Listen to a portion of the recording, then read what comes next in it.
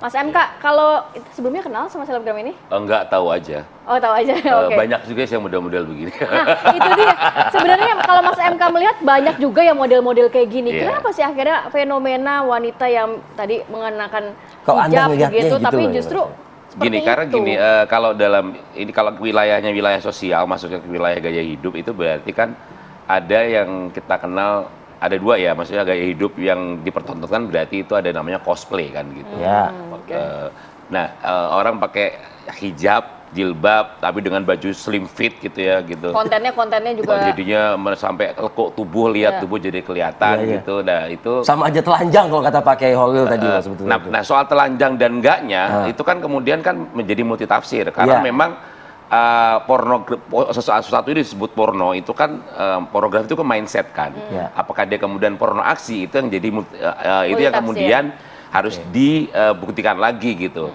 Apakah yang dilakukan misalnya oleh Oklin Via ini dengan atraksinya gitu, apakah dia sengaja mengeksploitasi konten cosplaynya dengan jilbab, dengan baju merecetnya, merecet itu bahasa apa ya? Ketat lah gitu Baju lah. ketatnya itu dengan mempertontonkan Aurat perilaku gitu. seperti itu, apakah itu bagian dari eksploitasi, apakah dia dapat keuntungan juga dari melakukan konten itu gitu kan, itu kan perlu dikaji lebih dalam lagi kan gitu. Tadi yang disebut tadi multitafsir itu larinya ke sana gitu. Iya. Apakah itu masuk porno aksi? Kalau wilayahnya penistaan itu bagiannya Pak Pak Kiai. Kiai. Saya mungkin bagian yang wilayahnya adalah wilayah. fenomenanya apa, seperti apa sekarang? Ya, tapi ini kalau dianggap sebagai sebuah konten kan ini menjadi memang extraordinary kan gitu. Bahkan sorry ini masuk wilayah kalau di situs porno kan sesuatu yang memang ada kita sebut hijab itu ada di sana gitu. Bahkan di wilayah yang lebih jauh lagi di prostitusi itu cosplay dengan atribut-atribut yang religius ini kan menjadi laku gitu. Ini kalau di sana jelas ada eksploitasi kan gitu. Ini wilayahnya mungkin tidak sopan udah pasti iya. Iya. Apa namanya? Apakah itu kemudian bisa disebut sebagai porno aksi itu perlu dikaji lagi karena Terkait dengan aktivitas yang bersangkutan. iya, ya, tapi menggunakan simbol dalam mempraktekkan porno aksi tersebut begitu. ya iya, emang simbolnya kan misalnya jilbab itu kan memang misalnya menjadi salah satu simbol di Islam gitu kan. Iya. Bahwa ini harusnya orang perempuan menjaga aurat, tapi di sisi lain ini kan Iya. kemudian mengeksploitasi satu kegiatan yang mengarah pada mempertontonkan pada gitu kan. Iya. Tapi lagi-lagi itu apakah nanti unsurnya memenuhi porno aksi apa tidak? Dikaji. Kan dikaji lagi gitu. Oke, kita jeda dulu sejenak ya. Kita lanjutkan usai jeda pariwara berikut, kami akan kembali.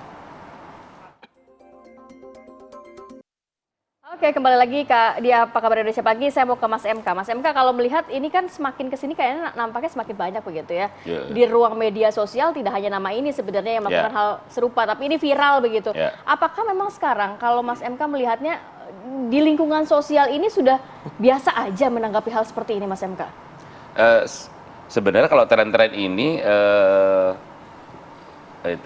sudah biasa sebenarnya gitu. Tapi yang menjadi luar biasa kan Miris dong ya berarti ya? iya, kalau yang menjadi luar biasa adalah ketika ini dijadiin sebagai konten. Ya, dapat keuntungan di situ, Itu viral. yang berbahaya tanda kutip di situ gitu. Iya. Karena harusnya kan ini tidak dikontenin kan gitu. Kalau misalnya wilayahnya kan kalau wilayah batasannya kesopanan gitu ya orang pakai jilbab kok harusnya kan misalnya ini ukuran kewajaran ya, kesopanan dan kewajaran lah ya gitu. Tapi bajunya yang sangat-sangat ketat gitu kan nggak nyambung kan secara konsep ya gitu. Tidak masalah kalau kemudian itu tidak kemudian dijadiin sebagai konsumsi di media Di publik, sosial gitu, ya. dikontenin, di-create menjadi sebuah apa ya kreasi gitu yang mengundang orang untuk kemudian menonton kan gitu. Ini yang terjadi kan seperti itu gitu. Kasus dan yang saya tahu Oklin ini kan dari dulu emang identik dan dia mengidentikan diri dengan itu kan dari dulu gitu. Tapi ini mungkin yang paling viral adalah kreasi dari menjilat es krim ini gitu. Sebelumnya kan ada kalau nggak salah beberapa secara personifikasi juga dia sudah tampil dengan ini dengan busana ini gitu dari awal gitu. Busana ini dan keseksiannya. Tapi tidak hanya Oklin ya, maksudnya masih ada beberapa lagi yang juga punya rekam jejak yang sama, punya tampilan yang sama gitu. Menurut Anda apa sih gini? Apakah tidak ada self warning ya MK? Gini loh. Kita hilangkan dulu simbol-simbol keagamaannya. Banyak beredar di media sosial yang tanpa simbol keagamaan, iya kan? Kita ibaratnya mau ngomong, lu mau buat apa? Silakan ya, terserah deh, gitu kan? Nah, tapi dengan menggunakan simbol keagamaan, apakah tidak ada self warning ya dari seorang pelaku ini, begitu loh? Kan saya kan menggunakan ini ya, gitu loh maksudnya. Nah, kalau dari atau itu kesengajaan? Iya, kalau karena ini kreasi yang kemudian memang dibuat dan kemudian untuk menjadi beda secara kreasi, ya berarti kan memang iya dong. Kalau dia tidak dari awal kan nggak mungkin di-post dong. Ya, gitu. itu Itu logika yang paling sederhana gitu. Artinya bentuknya bukan lagi self warning, dari awal memang diniatin dong berarti bahwa dia memang bikin dari awal dia punya mempersonifikasi dirinya sebagai sosok begini gitu kan. Karena yang image-nya udah banyak di luar sana. Karena yang konten yang bikini yang apa udah biasa kan gitu. Jadi dia ingin dikenal seperti itu. Brand ini yang kemudian dibangun gitu, nggak mungkin tanpa unsur itu gitu. Kalau enggak, dan ini kan sudah enggak bukan kok 1-2 hari atau sebulan 2 bulan kan. Sudah cukup lama juga. Sudah cukup lama brand image ini dibangun kan gitu. Oke. Pak Kiai, kalau melihat miris ya kayak gini ya, ternyata ya nggak cuma 1-2 orang, nggak baru ini, ternyata sudah brand image yang dibangun. Memang seperti itu Pak Kiai. Sebenarnya kalau orang Indonesia biasanya kalau ada yang viral, kemudian dilaporin polisi, minta maaf, lupa gitu ya Pak. Pengennya kita nggak ada lagi nih yang gini-gini biar nggak merusak anak bangsa. Ya, menurut saya yang waras jangan ngalah sekarang. Gimana, yang waras jangan diam. Jangan diam. Meskipun kita capek sebenarnya. Kita pendapat pagi ini insya Allah waras ya. Insya Allah waras. Insya Allah waras ya. Tapi sekarang orang yang nggak waras bilang kita nggak waras. Jadi banyak aja sekarang makanya kita menyampaikan kebenaran. Coba kalau lihat di medsos itu, kita menyampaikan wah sok jadi polisi kebenaran, sok menjadi.